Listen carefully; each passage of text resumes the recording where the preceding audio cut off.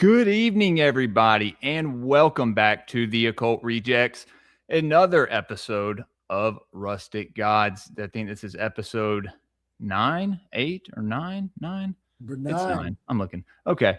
And welcome back. I am one of your 3 hosts, Jules, host of the Gray Pill Podcast. With me tonight are my friends, the Headless Giant and Nick of the Occult Rejects. What's going on, gentlemen? How we doing? How are you doing? This is a good time for another Rustic Gods. This is number 9, so we had to go big.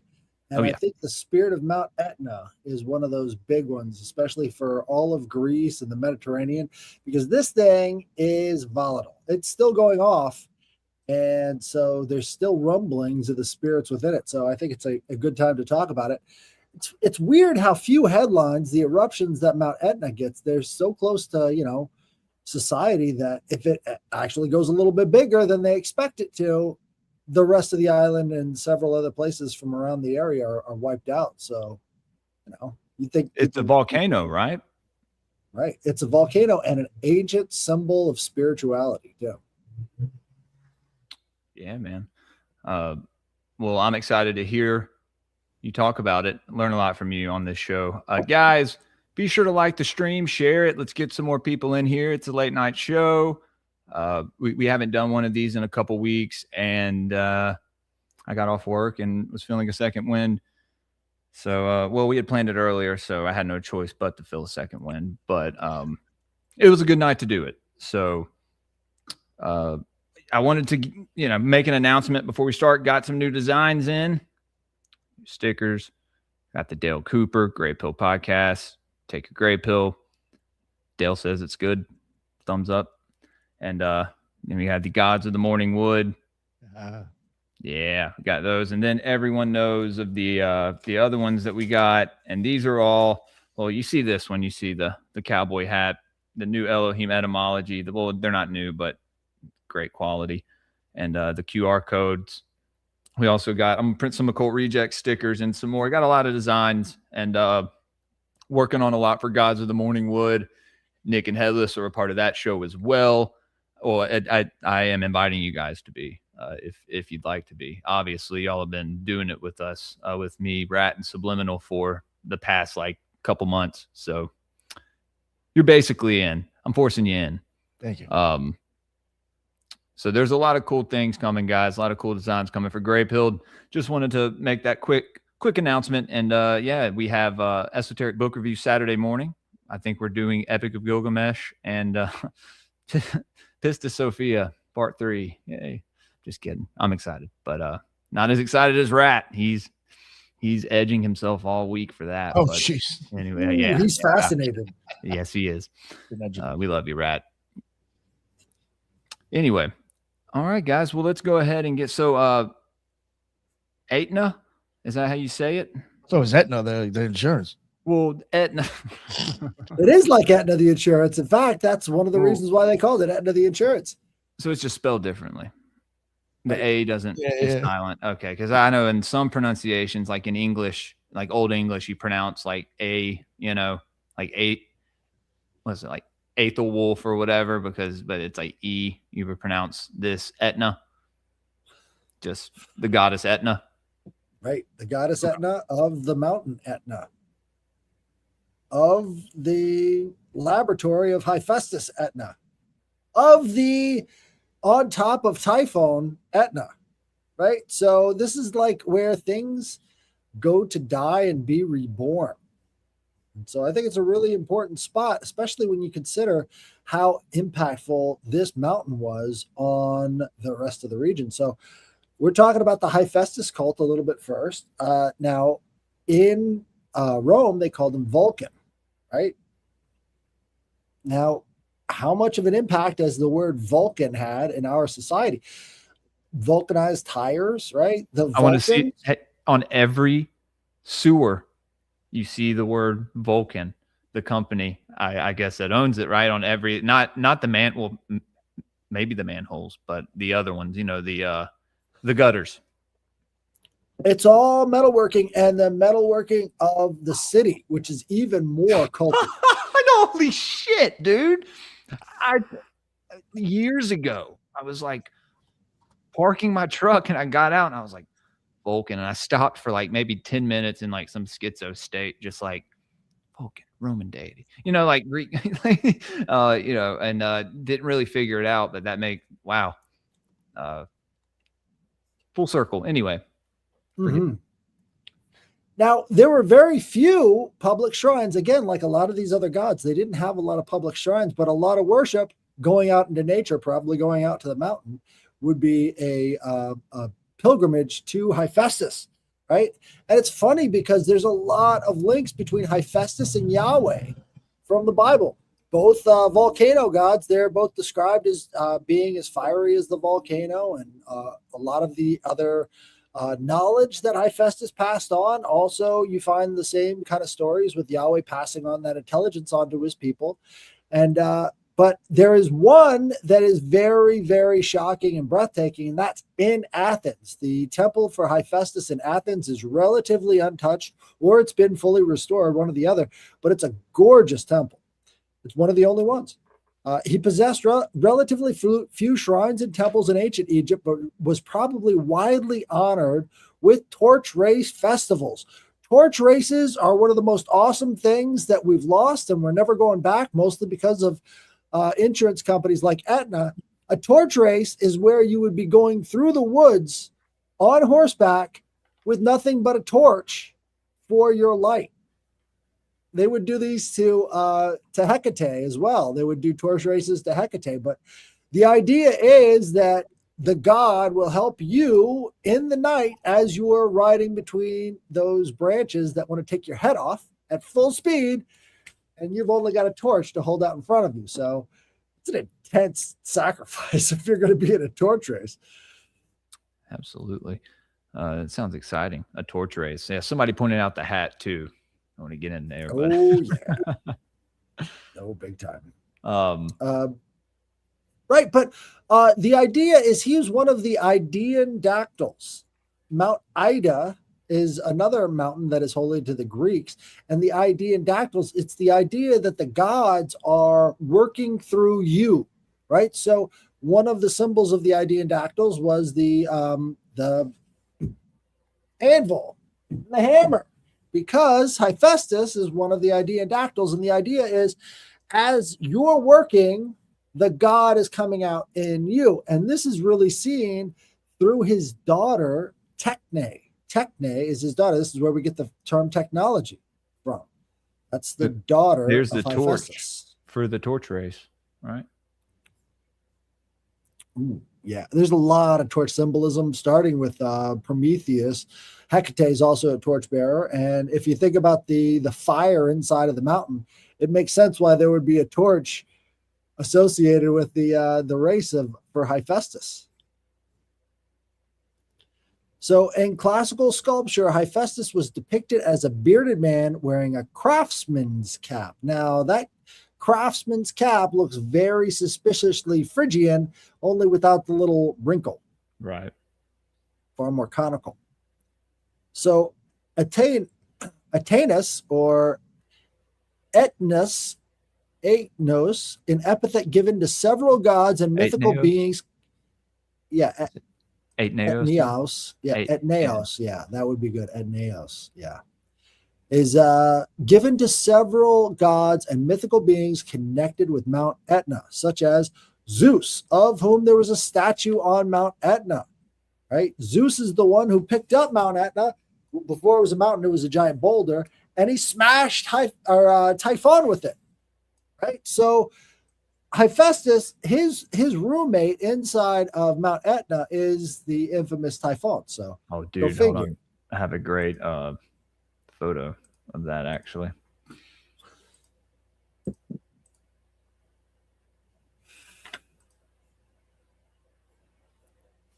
Oof. Isn't that cool? Mm-hmm. So that's Hephaestus. That's under there. Hephaestus.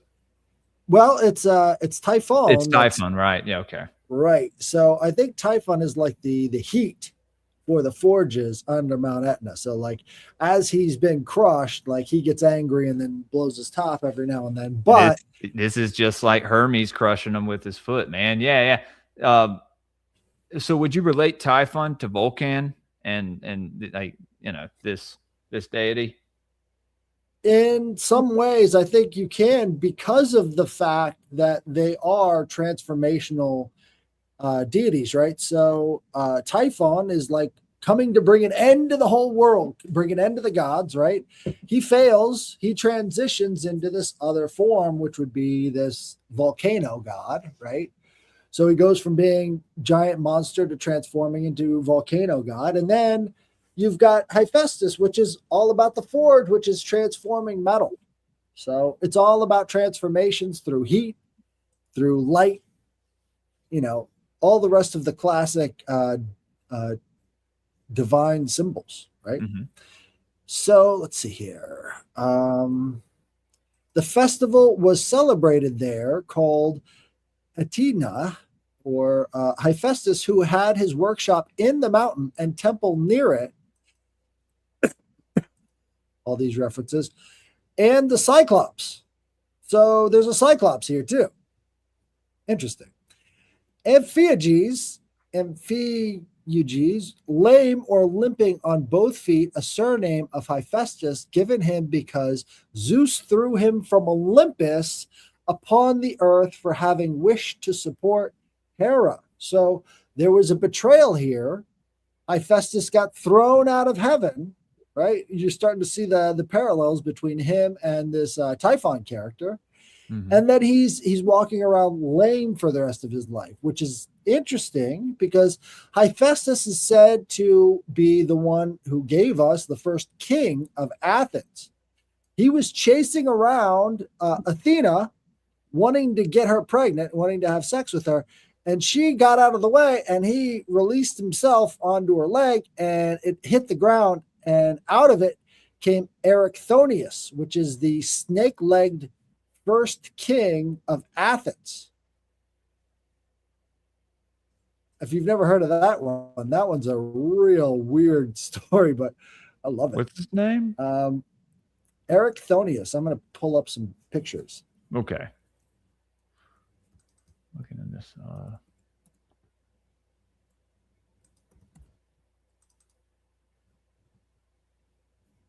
Yeah, this is one of those they don't get around to talking about in all the children's books. So Erichthonius was sort of a bastard who was born with these snakes for legs, right? And, the goddesses thought it was so cool that he had these snakes for legs that they kept him. Well, when he grew up, he was a very wise person, right? Wise as a serpent. And then Erichthonius, became king of Athens based upon his wisdom. But apparently he was just a sperm that bounced off Athena and then hit the ground to create, again, kind of like the idea of the snake in the Garden of Eden, lost his legs because of some incident. Right. Well, in this case, it would be, this Erichthonius, the serpent-born hero of ancient Athens. Yeah. So zoom in on that, dude. Name and etymology. The name Erichthonius derives from the ancient Greek words eri, meaning woolly, and thon, meaning earth, the woolly earth, which could be interpreted as woolly earth or rich earth. This name reflects his unique birth from the earth, a characteristic that sets him apart from other heroes of the time. The Roman counterpart of Erichthonius retains the same name, showcasing the rare consistency in the transference of Greek myth to Roman lore. Kind of like Heracles. Erichthonius? Right. Hercules. Well, Hercules. Right. And it's funny because in Jason and the Argonauts, Heracles was ordered to go help Jason by his mother Hera, the same one that tried to kill him over and over again. We're not getting the full context on that Heracles myth, I think, because he's named after his mother. Oh, he is. Right. I should have. That's That should have been obvious for me, but Right. thank you for pointing that out. Dude, these websites are getting buggier and buggier. We keep saying, oh, things are going to get better, but they only get worse. Dude, I've been talking about it, guys. It's a psyop. It's one of the biggest psyops, Right. actually. It's with all technology, especially our phones. They keep telling you, hey, this technology is getting better. It keeps developing. Wrong. They are giving us the same shit we had 10 years ago and just putting it in a shiny fucking phone case, right? Like that's I'm convinced now, because my phone is dog shit. And the service is all like, it just nothing works as it should, right? Like we're presented with this idea that it's all supposed to be smooth and steady by now, but that's not the case. And so I'm convinced it's a psyop, like most things. But much like that other well-known law bringer to his people, Erichthonius was found in a basket in the river. Go figure. Who's that sound like? Oh, dude, Moses. Yeah, there's lots and lots and lots of cultural heroes that have been found. Well, you got to go back to ancient Babylon too, right? The guy Sargon of Akkad, he was found in a basket down by the river. So they kept that same motif from ancient Babylon all the way up through Moses, Musaeus, as he was called in Greek, which was just a total bastardization of another character who was an Athens lawbringer. But again, you've got all of these themes right there present in Greek mythology that were picked up and used because this is all about religious symbolism. The religious symbolism has an esoteric element to it. And if you're not up on what it is, how could you know if it's real or if it's a symbol? You'll miss it. Yeah. Yeah. And some things, some things could have truth in both aspects. But right. In fact, there could be a lot more personal truth in the symbol than universal truth. And if that's the case, it needs to be shared. That needs to be the part that's shared. Is this a universal truth or is it a personal truth that maybe you can tell people about, Right. It's a completely different way of looking at how you're supposed to relate to the divine. It's not this is exactly what he wants you guys to do every year at this time. Again, it's very much about understanding the symbols. So let's see. Herodotus in Histories 8.98, number 2, translated godly, Greek historian, 5th century BC. The first writer delivers his cargo, the second to the third, and thence it passes from one hand to hand, even as in the Greek torchbearers race in honor of Hephaestus.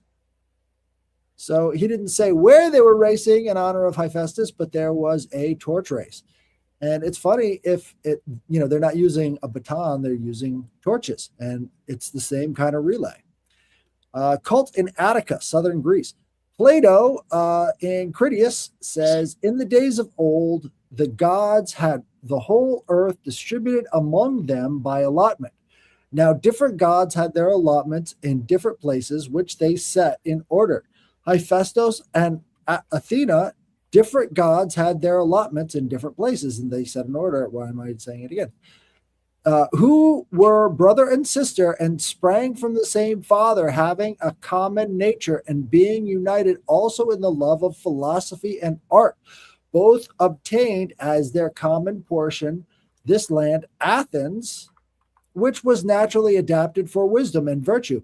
And they implanted brave children of the soil, Erichthonius, what does that sound like? Which was, and put into their minds the order of government. Their names are preserved, but their actions are disappeared by reason of the destruction of those who receive the tradition and the lapse of ages. So they're saying originally Athena and Hephaestus came together to create these woolly children of the earth that were equipped with virtue and wisdom. right? There's a lot of linguistic adaptations that they're pulling out of the symbol of Erichthonius, which is what they do all the time when it comes to these myths. The myths form the language forms the myths. Pausanias, description of Greece 1.14.6, translation Jones, Greek travelogue, 2nd century AD, above the Keramikos in Athens, and the portico called the King's Portico is a temple of Hephaestus. I was not surprised by that. It stands a statue of Athena, because I knew the story of Erichthonius, the first king of Athens, a son of Hephaestus and Athena, birthed by Gaia, the earth. Like these characters are coming straight out of the earth itself. And that's, again, the theme that comes along with Typhon, because he is said to be birthed of Gaia as well. He's born of he creeps along the ground with all of his sneaky legs. And I think another myth from the river wasn't Romulus and Remus. Well, they found in a river or in a basket by a river. I have to look that up. I think there's lots of baskets. Because I was thinking I think there may be a few.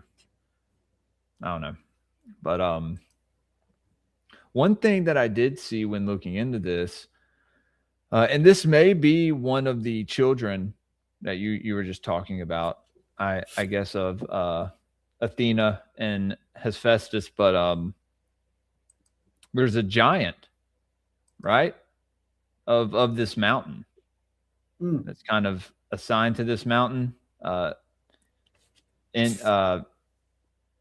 Enceladus.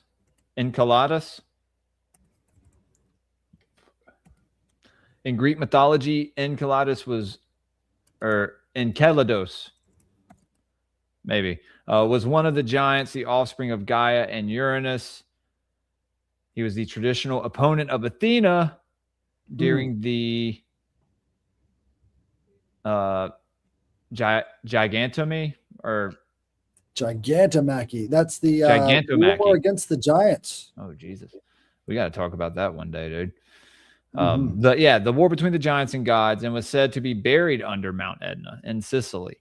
Okay, I've heard this theory before, but it's not a giant. It's one of the 4 fallen angels. It's probably a coast to coast episode, was buried under Mount Etna, and one was buried,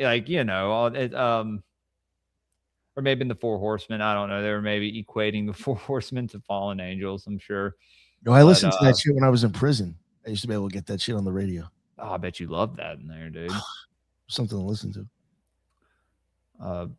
But yeah, I didn't know if you heard of this guy, Headless. Here, I can bring up a picture of him if you want me to. Well, I'm sharing something about it. It's the picture of AI. Oh, fuck AI. The picture. Can't. Actually, the thumbnails are fire that you've been doing, Nick, for this show. So I appreciate that, man. I try my best with mine, and maybe I should try. I should try a little harder with the gray pill thumbnails. Maybe Nick can help me show me what AI he uses or something. Yeah. No, I got to see if I can add you onto my thing. I got to look into it. I got to spend some time tomorrow. Yeah, because then you could make thumbnails on there all you want. Yeah. That shit's fun as hell. Sometimes I just think of weird shit, see if it can make it. I used to do that at first, man, and then I kind of got I was like, I don't have time, So, oh, dude, I've gotten stoned and realized I spent like an hour to make an image that I never used. I'm like, yo, I just incredible my life for that. Like, I could have edited that before. I created an image. I don't know what show it was for, but it was real tedious, and I spent like 30 minutes doing it, and then I messed something up on it. It was awful. It was because I was stoned, I'm sure, but oh, there he is. So now is this the same guy I'm talking about, or it's probably just a generic Cyclops, but it's funny. He's got those 3 eyes. I think that would make a great t-shirt.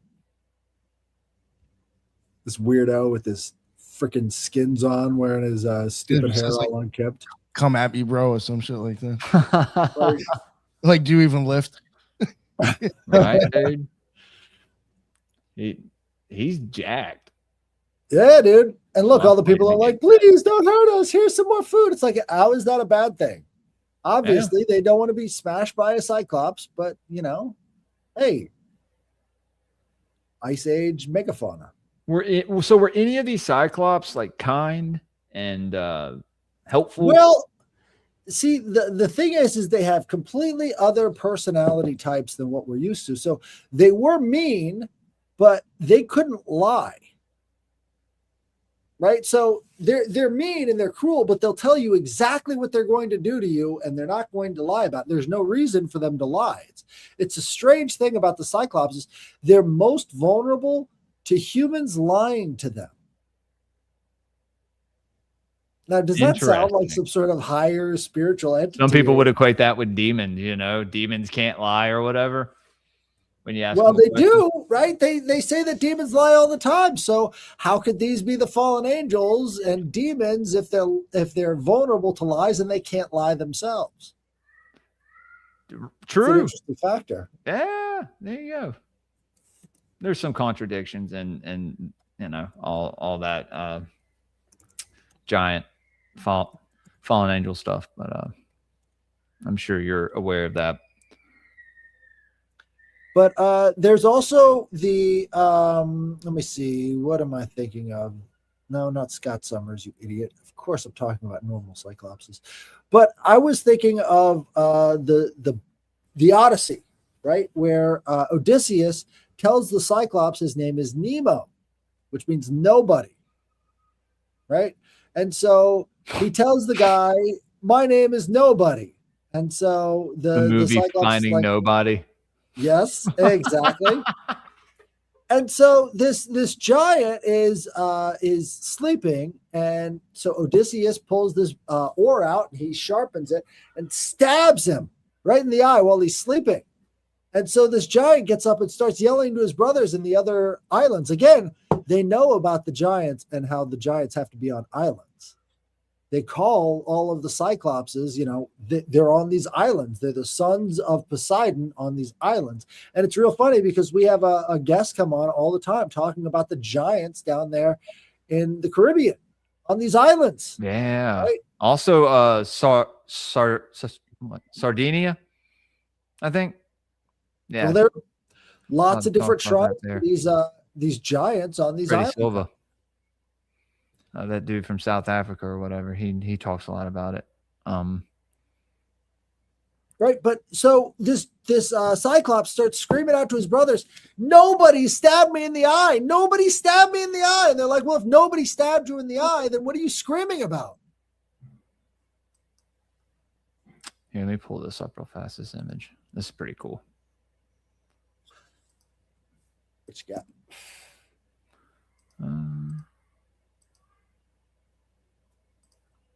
StreamYard. Here we go. And this is him fighting Athena right here, I'm pretty sure. And you see on his shield, pretty sure that's Pan. I'm not sure. It looks like a satyr with boobs. Yeah, it could be Pan. Could be Pan. Yeah, it looks like a dude with a tail. It's a furry. Let's see how Well, like that. He's got a couple wounds. Yeah, I don't think he's going to make it. I think Athena's gone. Yeah, he's cooked. He's cooked. But as it was with the giants, they were slaughtered by smarter humans because the humans could do things like lie. The Cyclopses could not. So, I mean, that makes you incredibly vulnerable in battle. Most of battle is deception, especially back then. maybe I was thinking, what was I thinking of? Maybe it's some old wise tale that like if you trap a I guess this would equate to genies too, or the jinn, you would trap a spirit and it would have to do your bidding or tell you something, or it's like that's like the Goetia too. Oh yeah, Goetic demons, you're supposed to do that too. And they can't lie to you or whatever. I don't know. Well, I don't know about that, but you do entrap them like supposedly like Solomon put them in that fucking that little container. Yeah. And he made him build the temple. But like they acknowledge that in the Goetic when you do that stuff. kind of even have that same type of container, and you'll put the demon sigil that you're working. What do we say that kind of container would be, like a talisman, right? Eh, It would be it's a more name like for it. I just don't know it. I can't remember it. I need to find the name for that. We need to do a deep dive on those things. What those are. Yo, you know what you got to look up? You got to look up the Goetia by Poke Runyon. That shit's fucking old as shit in his voice, and it's just you'll get a good idea of what it is, but you'll definitely be getting some entertainment out of it as well. I mean, the guy probably knew his shit. It was just very dramatic. He loves doing podcasts about the boat of Isis. If you've never heard Pope Grunion talk about the boat of Isis, it's truly a magnificent experience. That's great. You know who he is. Oh, yeah, dude. I listened to all of his podcasts. Yo, I did that too. When I first heard about him, when I started listening to the podcast too, I was like, yo, I just put his name in and looked for all his shows. I would listen to also. It's also something right here, Headless, that I saw. Yeah, you see, it talks about him being buried under Mount Etna. If he's that big, but isn't that area? I don't know. I was reading something on there. That's right. Mount Etna would be right under his head. So, however it would be, like that would be, what would be used to kill him right there. It's, again, this is right off of the boot of Italy. And right there is that volcano is right at the head. So that's Italy. Okay. I see it now. Oh, right. Fuck. Okay. Interesting, dude. Yeah, it's quite literally I don't know, it kind of looks like a foot in a way, but I don't know, maybe I'm seeing it wrong. I guess that makes sense since it's a boot, right? Interesting. Yeah, I don't know. I'm sure there's more mythology into that certain giant, and I'm sure he had siblings as well. This goes back to the burial and resurrection motif a lot of cases too. When it comes to Etna, is he's sort of buried, but he's coming back. Like there's a threat that this at any time this mountain could blow its top, right? And so it's a very sort of potent symbol. And again, it's right. All of this area at the bottom of Italy was called Magna Graecia, right? So that after the Romans took over everything, then it became Rome, or part of Rome. But originally, all of this was part of Greece, and so that's why Hephaestus, Vulcan had such a huge influence on the rest of Italy, is because that's where the cult center is right there at the bottom in Magna Graecia. But this is also an interesting fact. The flag of Sicily is it's right there. I mean, come on, guys. It's a very powerful Etna, symbol. Dude? No. This is I'm sorry, I'm blanking. I can't believe I would blank on a name. No, this is the one on the shield. What's her name? Medusa. Medusa. Yeah, you see the snakes on her head, right? Oh yeah. And then these wings coming out of her neck, that's Pegasus. After her head was lopped off, Pegasus came out of her neck. Right. So anytime you see her in this old motif style, you see these little wings coming out of the neck, because that's Pegasus. And the triskelion feet, the triskelion is a symbol that goes back easily 40,000 years. It's like one of the oldest symbols on the planet. It's the three spirals. You know something really weird? The Garland family, the family crest that I had posted, I think earlier this week or maybe last week. It's red and yellow, and it has Pegasus on both sides of it, dude. Ooh. Yeah. What the fuck? And then it has the knight helm. Here, we can pull it up, guys. You want to Nick, can I pull that up?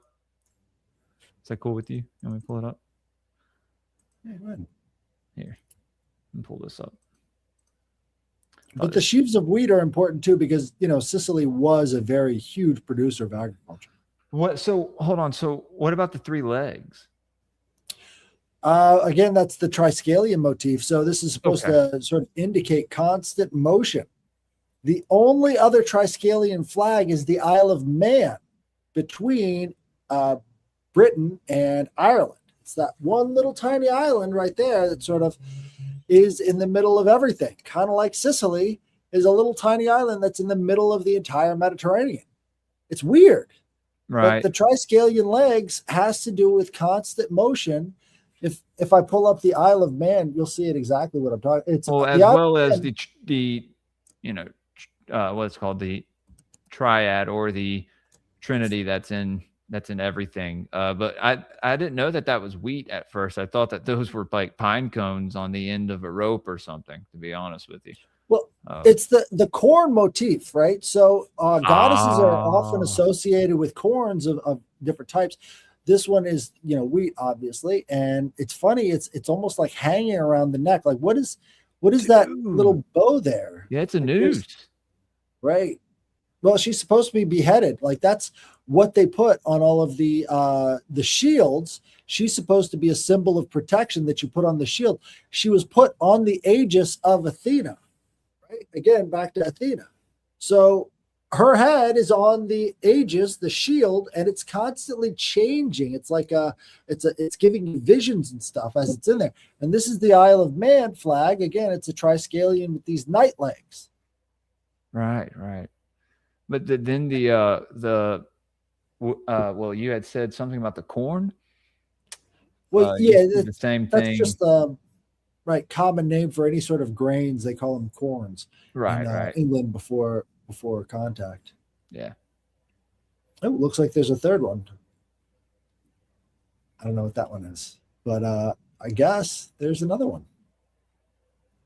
But triskelion legs are not very common, but they are very beloved. I don't think they'll ever change anything about this because they're so unique and so interesting, and hardly anybody knows about them. Yeah, I sure didn't. Here, let me show you this. All right. And this right here, and I think I had maybe showed you this last week, but yeah, you have Pegasus on both sides. I don't know. I thought that was interesting, but the colors is what I saw on the flag that, I was like, well, wait a minute. And you got the wreath too. Yep. And then there's I think that's a griffin maybe, but there's a lion on the other one. So it changed over time and they lost the horses, I guess in a newer crest that they had made, but yeah, it's on my grandmother's side of the family, my dad's mother. Yep. Anyway, thought that was cool. Well, there was a twin. So Pegasus had still can't figure out what flowers are in their mouth, but the blue open because I thought they were roses, but roses are closed. So all right. So here's Pegasus's brother, Chrysaor. So apparently this very obscure character was talked about a little bit. Chrysaor came out of the neck of Medusa at the same time. In Greek mythology, Chrysaor or Chrysaor, anyways, he who has a golden sword. A golden sword. Chrysaor. Yeah. It was the brother of the winged horse Pegasus, often depicted as a young man son of Poseidon. Both the horse and his brother Chrysaor are sons of Poseidon. Poseidon is the one who had his way with Medusa. So Chrysaor's just a dude? But he's the one with the golden sword. Right. Oh. So they're talking about something else. I think this is deep cult practices that have gotten translated into these myths. Mm-hmm. And so from the outside looking in, you're like, what the hell are you talking about? But it's so cool. It's still so cool though, dude. Like just the whole aspect of it, the mythology. But no, to understand it deeper, that's the goal, right? It's the goal with everything. Right. And when Perseus cut off her head, there sprang forth great Chrysaor and the horse Pegasus, who is so called because he was born near the springs of Ocean, and that other because he held a golden blade in his hands. What? So there's a golden bladed one and this Pegasus. And I guess they have something to do with the stars because Pegasus is a constellation. Is there sword constellations that have to do with Chrysaor? I'd be willing to bet money on it. In Greek mythology, Medusa was one of the Gorgons, 3 monstrous siblings. Medusa, unlike her sisters, Stheno and Euryale, was mortal and was beheaded by Perseus. Chrysaor and Pegasus sprang from the blood of her decapitated body. In art, Chrysaor's earliest appearance seems to be on the great pediment of the Temple of Artemis, Corfu, dated to the early 6th century BC, where he is shown beside his mother Medusa. Interesting. Is there an equivalent to Medusa within the Sumerian pantheon, or something I haven't looked at, but I will find out. Anybody with wild hair over there? I can't remember. Really just need some kind of fucking crazy hair going on. I don't know if there's any other pictures. This is not a very well-known character. He's kind of like in the background the whole time. Who? Chrysaor. Oh. Okay.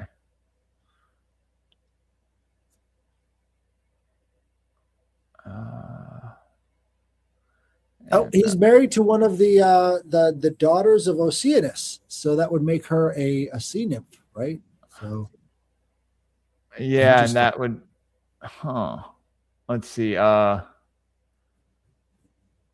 Ninazu. I mean, serpents were associated with Enki and Ningazida, or Thoth. And so Thoth had children. I mean, Enki had a lot of children, but Thoth also had children. So I don't know. Maybe some, like I said, getting back into the Elohim etymology here pretty soon, guys. Been planning stuff out, but I'll definitely do some digging. I'm trying. I'll because I'm sure there are parallels and correlations for everything. Ooh, here's one. Chrysaor and Caliro may have been the parents of Echnida. Echnida is the one that was the consort of Typhon. Wait. Right. Here she is right there. Dude. Trying to get in between those legs. Weird. Yeah. Again, it's these leg snake motifs that keep popping up around this thing. And it's really kind of like Medusa. She's supposed to have snake legs or something. She had snake hair. That's like Abraxas right there. Yeah, right. Mm-hmm. Yeah, it's just like Abraxas. Like, they did, honestly, like, what's up with her and Abraxas? Echidna. Oh, what's up, Arrows? Nice of you to join us. Mm-hmm. She was busy in the comments. She was busy. We'll definitely pull. Okay, so this is synchronistic because we're reading Epic of Gilgamesh Saturday, guys. So this is good that we're starting to study up a little bit on that. Humbaba, yeah, I need to find that correlation too. To be honest with you, I've been slacking the last year, so I have to redo my Pantheon charts. There's a lot. There's a lot that's I just read the private chat, Nick. That's pretty cool. Yeah. There's a lot that has changed as far as opinions and my research and my own spirituality and stuff. There's a lot that I view differently now. So there's some changes that I have to make to it, but who knows, man? Maybe I can sell these Pantheon charts or something. Maybe it'll be that legit. Because I've had a few people tell me, like, yeah, dude, you got it. Because obviously people view them as archetypes or like emanations from God or representations of humanity and divine forms or fallen angels or archangels. I really want people to look at the fallen angels and archangels in different cultures, guys. Are we really going to believe that these grotesque, hideous angels were God's, like, you know, highest? I don't know, man. It seems like the creator would represent himself with something beautiful. You know, I mean, that's how he's represented here on earth, right? I mean, you have the good and the bad, but it seems to me that consolidation was the name of the game, and there was too much stuff going on in too many different directions. And so you had to kind of reduce the amount people could look around the world and see God, right? They had to focus it in, because there's just too much syncretism going on. And we got to have a little bit more centralized control over what everybody believes, right? Yeah. And unless we can have that, you know, we're going to be very upset. So I think everybody should, you know, leave this stuff behind and then centralize your focus into a very tiny point, and then focus that point on your navel. Do some navel gazing. I think that's what we need. Wait, hold on. What? What's navel gazing, dude? Tell me about this. What's navel gazing? No. What is this? I'll do it. This is also a Greek practice. It became Greek Orthodox. What is it? Joseph, I was hoping you're gonna let that go. I was like, yo, is this when like they make sure their assholes in the sun for a while? No. It's called Omphala Skeptis. Omphala Skepsis. Yeah. It's navel gazing, which means, you know, omphalos, right? The omphalos is the navel of the world, and Omphala Skeptis is navel gazing, a technique where high scasm, a form of Orthodox prayer for stillness involving breath control, chin on chest, focusing on the navel area. Goal: to be quiet, to quiet the mind and perceive the divine like the light of the transfiguration, finding God within. So it's like looking at a flame. Well, you're looking at your belly button. So it's like looking at a butthole. Yeah. It's a big brown eye. There we go. We got some omphalosskepsis going on, right? They're very skeptical of that belly button.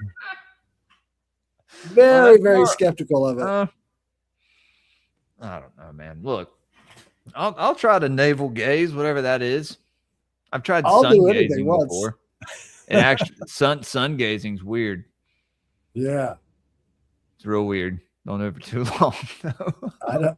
I couldn't do it. Like all these people, maybe at dawn. Like I did it early in the morning. Yeah. Right. It was a lot less intense. But I'm at a point now where I can do it and not just see spots afterwards, not be so. That's cool. That's close. Yeah. I've always had really good vision too. I don't know. I turned 33 this year. Maybe I'm gaining superpowers, guys. You know, who knows? All right. Well, we're going to get into some hardcore omphalosskepticism in the year 2026. 2026, we're bringing back the staring at the navel, the deep time meditation of the omphalos. Transcendental. Again, because this is what Kronos ate the omphalos stone, right? He ate it, and then he had to puke it all up. And so this was the plug that was holding all the gods inside. So you've got to release the energy of your navel so that everything else can flow out. Dude, my navel is a wolf's mouth. Look at this. The flesh-circled hollow of the omphalos. A bodily valley, an earthly hub. Sure. Nice. Look at that. Yeah. This is getting weird. I love it. Omphalos means navel or belly button. The term navel gazing usually describes a pointless behavior, reverie, self-involvement, and ecological embodiment is often articulated as a diminution of self in favor of other, moving away from anthropocentric species of solipsism. Yet, even when we seek to, so you stare at your belly button, I guess. I stare at your belly button. Yeah, we're gonna do co-omphaloskepticism. The fuck? That's how you get it. That's how you Occult Rejects, though. I need to get some of those fucking Dionysian glasses that Headless had. But I signed it. We gotta stare at your belly button. Oh, yeah, I forgot. That's not what they're called. That's what I call them. So whatever. Do the aura, the aura gaping, aura gaping, aura gaping. Dude, you guys want to see something real weird? You want to see a video that I was tagged in that disturbed me deeply? Yes. It's from one of my biggest and best audience members. Let's see if I can find it.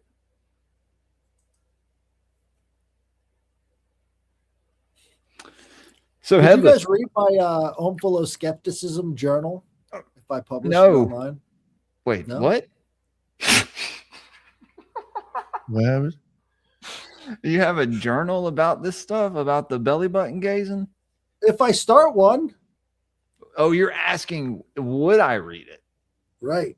I mean, to be honest with you, maybe, yeah. To see what you what you figure out along the way.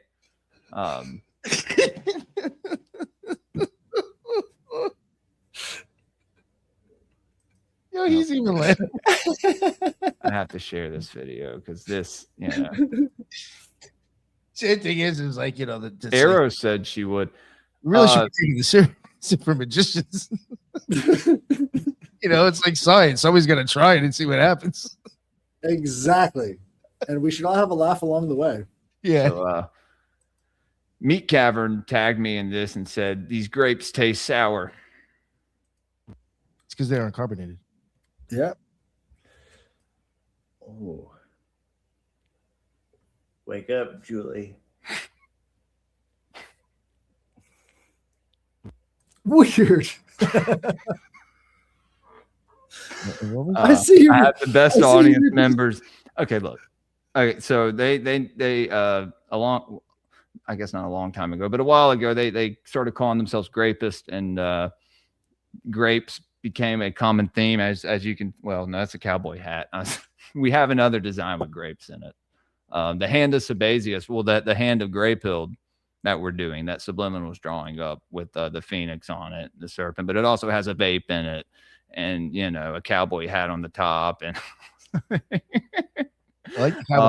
was it a bucket?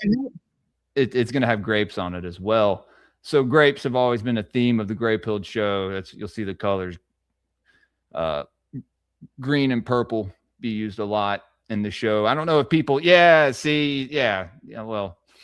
you'll see those being those emojis being used a lot in the chat now. People, why is it disturbing? Because it was sent to me late at night, Eros, and you don't know Will, but I do, and God knows what was on his mind while he was eating that grape and saying my name. I don't know why he would want me to wake up, but that's okay. Well, actually, he has his work clothes on, so maybe it was real early in the morning. So that makes it that makes it a little creepier.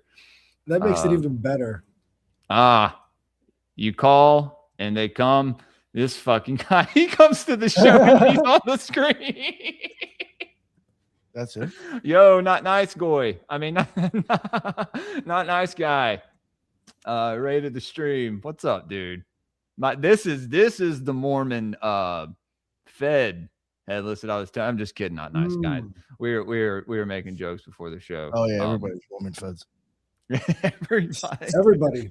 Shout out, not nice guy. Guys, go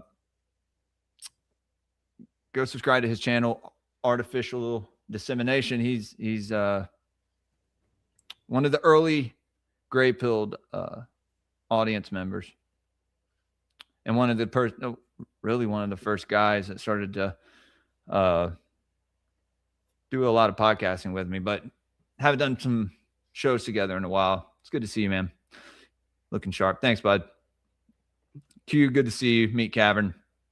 Yeah. Thanks, Meaty. We were just watching the video that you sent me. Anyway. I just wanted to bring that video up. I don't know. Yeah. Anyway, could have done that on my own show, but I didn't want to wait. Thanks for the great video. Don't thank me for that. Don't thank me for that. Anyway, so Headless, I was going to ask you, is there anything else about Etna that you wanted to add? I know we kind of talked more about Hephaestus and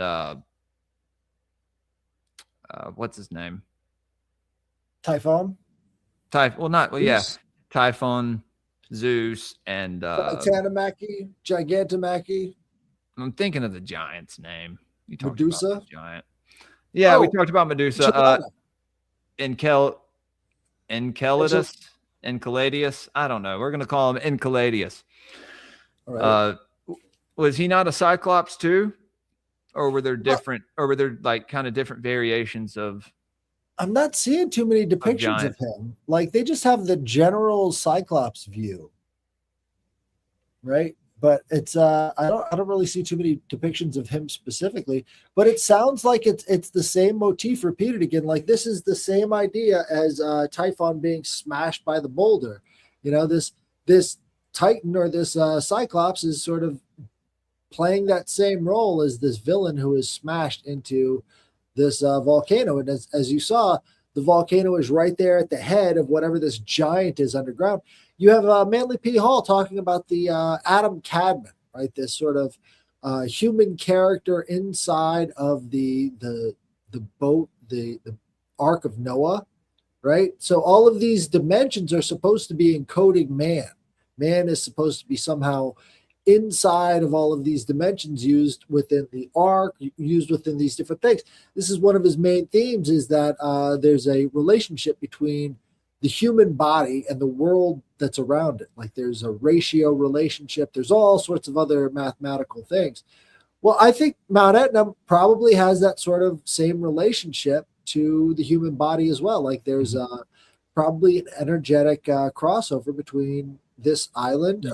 You think there's a ley line right there? I think so. And when this thing erupts, we automatically see strange political things happening all over our government too.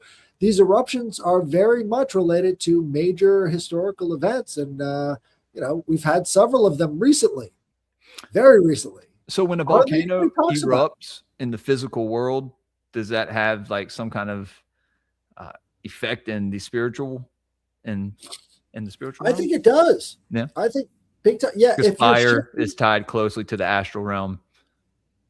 Not just that, but you're changing the physical gravity of the planet. Like you're changing the wobble of the earth. If you believe we're a ball or something, like as these eruptions are taking place, you're letting loose a lot of energy and actually shifting how the gravity is on the planet. Like, as you know, there are different places with different gravities. So once these things explode, you're shifting the plates. All of these other factors come into play that do affect consciousness and spirituality. So,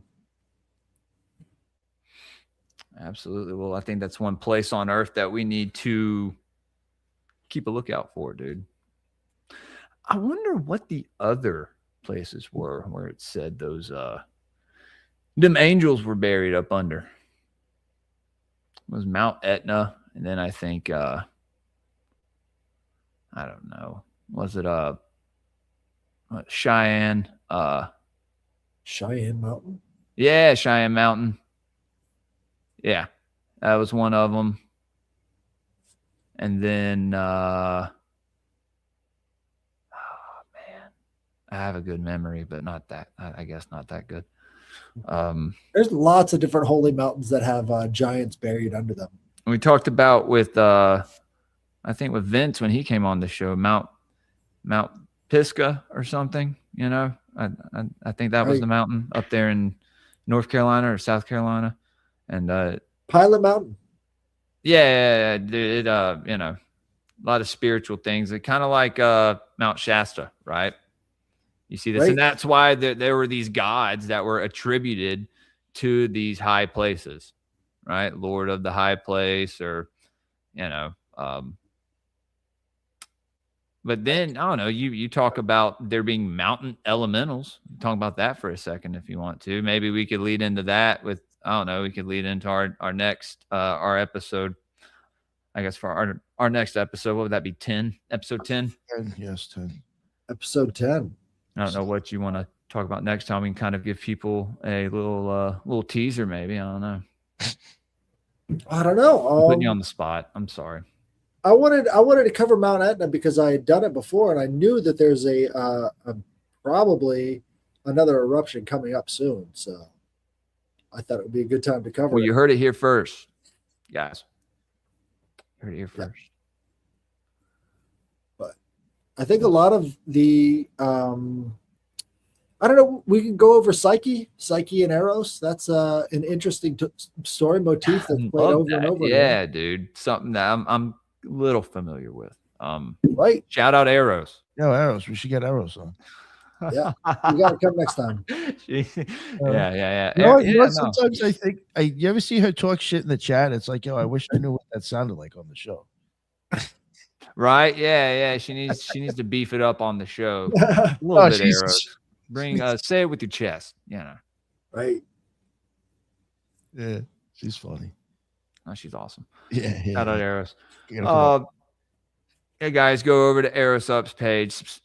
Subscribe to her YouTube. Follow her on there. Yeah, there's her YouTube right there.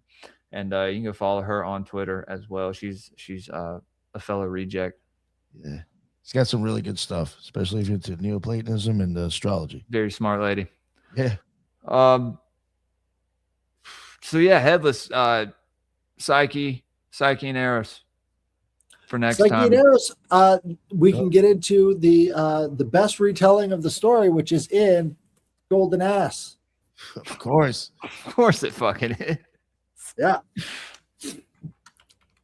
So I'm gonna pull that one out next time. This guy. So Eros is Cupid, right? Yes. Okay. This is okay. So this is the story of love and nice, dude. Yeah, it's gonna be good. Right. And it goes back to infinity too, because the very first like emanation of any god was Eros, according to the Orphics. Right. So Eros came before all of them, and then is this baby figure, constantly brand new, of Cupid. So it's kind of interesting. It's like the baby brought life into the world with primal love.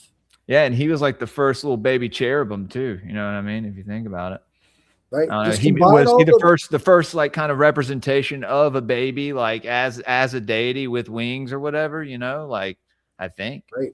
Yeah.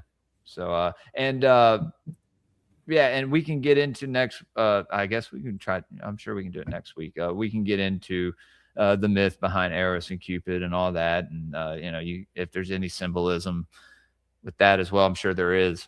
We'll branch it out, but look, we've got viewers who know about this stuff too. So if you guys know anything about this, I'm going to set up a email tonight. It'll be rusticgods@gmail.com. And if you have any sort of tips or anything that you want to bring to the show, I think we can keep doing that with a lot more practitioners and bring some involvement, Good idea. And guys, if anybody has, if you do graphic design or art and you want to throw us some, you got any ideas for some cool designs, or anyone wants to make a cool intro for us, I don't know, just throwing it out there. We'll give you a shout out every show and do something special for you. I don't know. No, that would be awesome. Unfortunately, I don't have the time. You would try to fuck with that shit. Yeah, no, we'll. You know what the problem is? If I used my shit good enough to be able to do that, I'd get stuck in. I'd end up going back to like fucking with beats and DJ.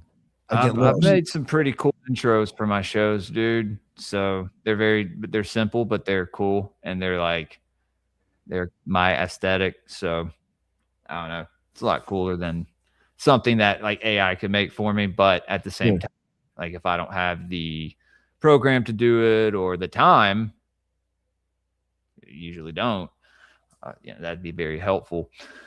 But still waiting on that Jules pack. You were supposed to get it, dude. I don't know. Maybe the neighborhood you live in, dude. Stop dating black women. Ooh. Yeah, he's known for that. It's so popular that people will come by and steal them out of his mailbox. So your stickers are that No, popular. I think someone stole his sticker pack twice. And so Q, Q's not, he may be fucking with me. I don't know. Maybe that. No, dude, like showed up to Bohemian Grove and Raven and Top were talking. They were like, yeah, we were making like jokes and shit. And this guy shows up with a black chick on his arm and turns out he's a dangerous retard. Wow. And yeah, that was Q. Q's a good guy. He's a good guy. Longtime supporter of Grey Pilled and now Rustic Gods. So thank you for joining us. Yeah. What's it hardcore track? Oh, dude. Hey, like I said, I'd love to help. I guess he's saying I'd love to help out. Blueberry Street. Yeah, man. No, thank you. We would definitely, the dangerous retards. Yeah, there's a lot of lore in that.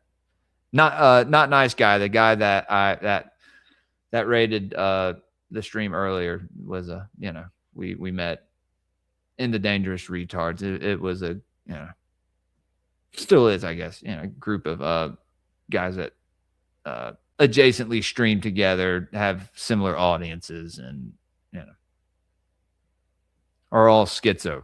So there's that. But all right, guys, I lied. It's Rustic Gods OR. Rustic Gods OR for Occult Rejects. At Gmail? At gmail.com. Cool. I'll put that in the description too. Remind me to do that. All right. So if you have anything to contribute, I'd love to hear it. Definitely, guys. And if y'all I don't know, we can maybe do a poll or something. I don't know. Maybe we can y'all can vote for who y'all want to. What's up? Next YouTube, I could set up a poll on my end. I don't know, maybe which Rustic God you want us to talk about. Yeah. I could do something like that. Yeah. I would say goddess at this point. There are way more goddesses than gods. Got any vagina goddesses? Yeah, the penis god. Yeah, I was gonna say headless. We have to do There are a few opposing side to that. Well, we can add them all into one episode. But like I said, man, this is fascinating to me because you see the same thing with the Aesir and the Vanir. In Norse mythology. So you missed the penis cakes already. Yeah, she was here for that, I think. I think a lot of people were here for that. That was a good one. Shout out Priapus. Got to get me a fashionist to put around my neck when we're trying for our next baby. He's so fascinated. Hey, he's so fascinated. Jules is fascinated. I am. I'm fascinated with everything. Anyway, that's enough of that. Like we dirty guys. Anyway, is there anything else that you wanted to add, Headless? Or I think this was a good place to end. This was a shorter episode than what we usually have. But what's up? I didn't hear nothing. I was agreeing. Yeah, it's a little bit shorter, but Yeah. All right. Well, Nick, what's up, dude? What shows we got this week, man? Let me see. What do I got on the calendar? I know, guys. Go ahead. I was gonna say, Jonathan and his co-host from Metamystics, the ex-co-host from Cult of Conspiracy, will be on next Thursday. So it's gonna be a banger. Y'all tune in for that. It's 9:00 Central. Besides that, Gods of the Morning Wood, Saturday morning, Epic of Gilgamesh, and Pistis Sophia. And then I may do something else this weekend. I may do a cryptid watch or something. We may finally watch The Holy Mountain. If y'all will endure it. That movie is bugged the fuck out. If y'all will endure it. Because there's been a few people be like, yeah, let's watch it. And I'm like, you're saying that now. Well, I will say that is a very... When it gets into like Jesus trapped in the alchemical egg and they're blowing like, all this sorts of stuff in there. Or the not Jesus, but the Christ figure, right? Because there is one. There's that motif in that movie. And that may offend some people, but yeah, this is Grey Pill, guys. Dude, we got to do offended. Man, I want to watch. you should know that by now if you've been watching my show for the last couple of years. We question everything, and we talk about anything. There's no boundaries here. Why is Athena Zeus? I'm sorry, I'm reading these comments. Yeah, you guys have an amazing YouTube audience, but I think I've developed a little bit of one from y'all as well. Yeah, for sure. Definitely, dude. Yeah, almost to 1,000 guys, and I can get super chats. Yeah, get over there and smash that fucking subscribe button, please. There you go. There you go. Yeah, let my boy get some super chats, man. I know we have our Friday. We're doing part 2 of. Yeah, I was gonna bring that up. Yeah. The gateway process, right? Yeah. I got that in front of me. And then Saturday we do have we got Paranoid Radio. We got Trebles coming on Saturday at 3:00. Oh shit! Yeah, he's got some weird shit with. I may join you guys for that, man. Yeah. Since I don't have any other shows this weekend, then yeah, we may do that, and then I may do something Sunday night. Then Sunday I got that Polish kid Alexander. He's been on the show before. This younger small kid. He's coming on for something about our science is catching up. Our history is older. That was the topic he wanted. He told me to put it down. All right. Yeah, he's been on the show twice. He does pretty good. And then next Monday, believe it or not, we do have Heidi coming back on to cover some Mormon stuff. She's been here in a minute. Nice. Yeah. Is that Monday night? Monday day. Monday at 7:00. Yeah. 7 to 8. I probably can't make any promises, but you can always try. I would have done it later. She missed that Enochian Magic one. Oh, yeah. Gray Pilled Podcast. Oh, we got to have him back on anyway. Blueberry Street. But I'm supposed to. I would have had her on later because there's a time difference for us and it wouldn't have really mattered, but I'm supposed to. See, I'm saying this now, so if he flakes, everybody can go say something. I'm supposed to be going on Mark's show, actually, that day at 9:00. So 9 p.m.? Yeah. So I couldn't make that. I couldn't make the show at 9. I would have done it at 9, so maybe you could have came on, but I'm going on Mark's. Right. Yeah. Well, cancellation the day beforehand. Well, no, that's an important show to go on. I need to schedule with Mark. He sent me his I don't know why I haven't yet. I'm gonna do that. I need to text him. But anyway, guys, go to occultresearchinstitute.org. Oh yeah. Check everybody out over there. There's way more people that are part of Occult Rejects than just us. And I'm a very new member, so I'm probably not over there. But I don't really, besides the whole Pantheon thing and me talking about. I can put you up there in the Rustic God series, actually, the whole thing on there. There's not much I can. I talk about the Orders of the Quest and getting into talking about more things as well. So, I don't know. Matt, the show is going to help actually with the site. So I might actually be able to ask him to do a few things. Maybe. So. Cool, man. Y'all subscribe to the YouTube Occult Rejects. Follow us on Twitter, X, Occult Friends, and Instagram as well, the Occult Rejects. Also, you can and go subscribe to the Rumble. Let's get those Rumble numbers up, guys. Are there any shows you have headless? Okay, so he has Alchemy Mondays. Right. Yes. They have 777 Tuesdays. We may try to make Rustic Gods a Wednesday thing. Nice. I think we'll do that. If we don't have any shows for the Occult Rejects, we can try and do that because I think I can swing that. And then he has Headless's Mailbag on Thursdays, and then the Trialogues on Sundays, and Esoteric Book Review on Saturdays. Motherfucker, you are busy. I can't believe I know all your plugs, dude. Guys, follow him on Twitter. Headless_giant. And then over on YouTube at Headless Giant. But Headless, anything you want to throw out there? Any shows you got coming? I know you just went on the Awaken podcast, didn't you? Yeah, man. Yeah.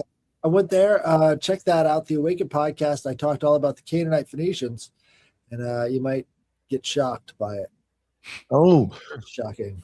You know what I do? I can announce. I mean, people say what you want about the guy. I mean, whatever. It is what it is. Who knows? I don't know what the truth is about Sean Atwood, but he did ask me to go on his show February 2nd. Fucking do it, dude. Oh, no, I am doing. Yeah, no, like it's been I confirmed. think dude's kind of a queer, but fucking do it. He had me on once before, believe it or not, probably almost 3 years ago. And I'm going, believe it or not, he asked me to come back on for the same topic. I was like, all right, I still have the same notes. Like, okay. Nice. Yeah, dude, that's actually crazy. Me and my wife used to watch him years ago, at least almost a decade ago. But yeah. Anyway, guys, follow me on Twitter if you'd like at Grey Pill Pod, Instagram GreyPill_podcast, YouTube, Rumble, Apple Podcasts, Spotify. Spotify is a great place to be, I tell you. Tons of beautiful people that love my show. And yeah. Why do you get bad comments or something? Oh God, dude, it's awful. But anyway, I don't pay attention. Well, I do. I argue back with them now. I used to not. I do now. I don't care. I'm like, you suck. Fuck you. I was like, start your own podcast, faggot. And then, what are they going to say back? Oh, okay. Oh man. But yeah, go over there. Leave me good reviews. If you want to support the show, patreon.com/graypilledpodcast. And if you're a Rumble person, locals, I'm trying to post all the links over there, guys. But Esoteric Book Review is a Patreon show that we do Saturdays. We're getting we're going to be having less and less public streaming time on the show. I think we're going to cut it even shorter. I don't think I'm streaming it to X either, because someone had to open their mouth about that on X too. And I was like, oh, shut your mouth, And so maybe we'll see. But anyway, Crowley was woke to Sicily. Yes, he was. Yeah, he had the Abbey there. Yeah. I promise I'm not crashing out, guys. No, and this all started from navel gazing.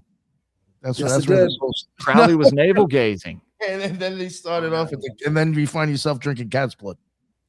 That's what it starts with. It's a very slippery slope. Navel gazing. The Gateway Project. Slick, what's up, man? You need to get Slick on the show sometime, guys. Yeah, dude. I'm a long-time fan, dude. Would like to talk sometime. He was on once before, a while ago. I think Crow777 was in the chat earlier. Yeah, his girl was. Yeah, I sent him an email. Yeah, well, yeah, dude. If you see this, would love to have you on as well, dude. It's hard to get in touch with you. So, thanks for checking out the show, guys. And if we don't see y'all Friday night, well, y'all have a good rest of your week and an even better weekend, guys. Later. Do you think I should? Oh, sorry, Headless. What's up? Do you think I should start another show, Omful of Skepsis, Saturdays? Oh, why not? Guys, tune in Saturdays to see Headless navel gazing. No, we gaze at his navel. Oh, Jesus. Right. I don't know. He just stands there. I just have to take a rain check on that, Headless. I don't know. I'll gaze at my own navel, but not yours. I'll claim it's some sort of Gurdjieff modern, performance magic or something. Would everybody go follow the Subliminal Messenger show and Season of the Rat, my two co-hosts of Esoteric Book Review, great guys, and we want to get more people to check them out, get their names out there. They're a little shy, so we need to break them out of their shell. Anyway, stay great, Pill guys. Have a good one.